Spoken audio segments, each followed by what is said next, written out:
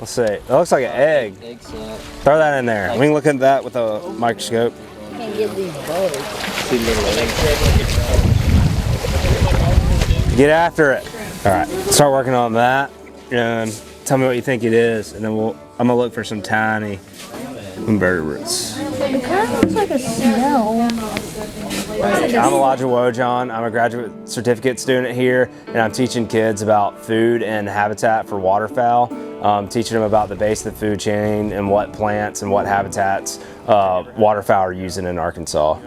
Pulling the food samples out because we were able to look at them underneath that microscope, and it was really interesting to see all this stuff you can barely even see with your eyes, and that's just amazing how the ducks can eat that stuff and get that big on it. So the Wonders of Waterfowl Workshop was created for 4-H students to be able to get a great hands-on experience learning about waterfowl and the habitat that waterfowl need.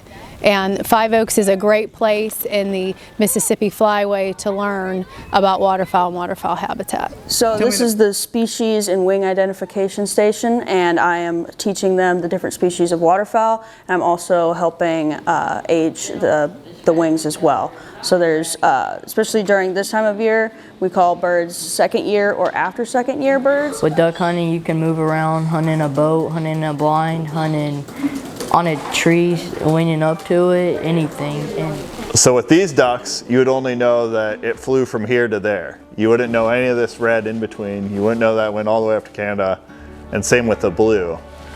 So that's one of the reasons we put GPS transmitters on, because we learned so much more information from those than just a single band. Yeah, we talked about migration. We talked about how kind of variable availability of resources causes ducks to migrate from northern latitudes down to southern latitudes in the winter. We talked about GPS transmitters, how we use those to track ducks, both on migration, but also locally, trying to figure out the what, when, where, and why.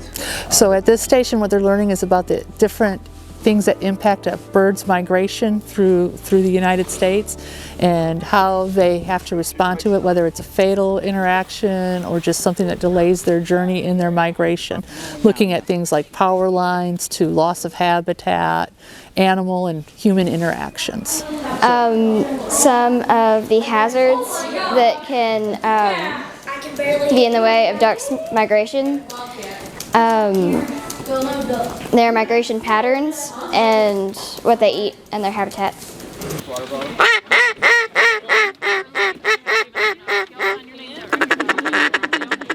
not how you do it.